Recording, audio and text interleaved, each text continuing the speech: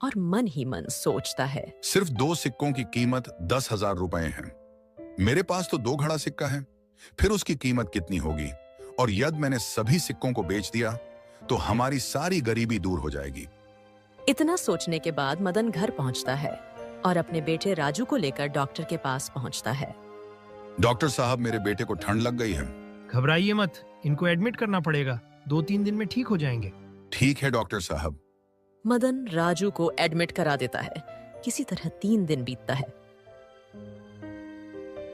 मदन, अब तुम्हारा बेटा बिल्कुल स्वस्थ है। अब तुम इसे अपने घर ले जा सकते हो।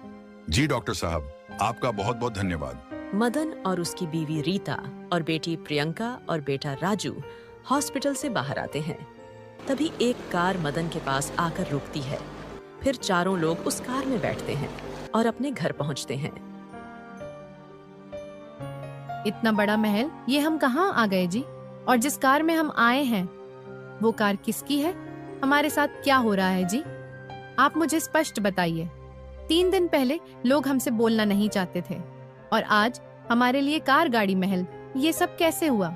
चिंता मत करो रीता, अंदर चलो, मैं तुम्हें पूरी बात बताता हूँ। क्या पिताजी आप सत्य बोल रहे हैं? इतना बड़ा घर हमारा है। मुझे तो अपनी आंखों पर विश्वास नहीं हो रहा है। कल तक हम एक एक अन्य के लिए तरसते थे और आज हम इतने बड़े महल में रहेंगे। अरे अब अंदर भी चलो कि यही सब बताना पड़ेगा। चारों लोग घर के अंदर जाते हैं। अंदर का नजारा देखकर सबके होश उड़ जाते हैं। घबराहट और परेशानी रीता के चेहरे पर साफ झलक रही थी। आप मुझे स्पष्ट बताइए, 3 दिन में आपके पास इतना पैसा कहाँ से आ गया? ठीक है, मैं तुम्हें सारी घटना बताता हूँ। याद है तुम्हें, एक रात हमारे घर पर एक अजनबी आया था और उसने सोने के सिक्के की बात की थी और हम लोगों ने उसकी बातों पर यकीन नहीं किया था। जब मैंने उस गुफा में जाकर देखा तो उसकी बातों में सच्चाई थी। वह सत्य बोल रहा था। वही सोने का घड़ा मुझे मिल गया और उन्हीं सिक्कों के कारण आज हम लोग इतने अमीर हो गए हैं। मदन ने सारी घटना रीता को बताई कि कैसे उसको घड़े मिले। बस 3 दिन में हमारे साथ यही घटना हुआ।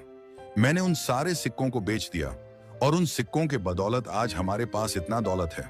लेकिन इसका हमें सही उपयोग करना होगा, नहीं तो हम और भी परेशान हो जाएंगे। आप सच बोल रहे हैं जी। ईश्वर ने हमारी सारी परेशानी दूर कर दी। अब हमें इन रुपयों का सही इस्तेमाल करना होगा।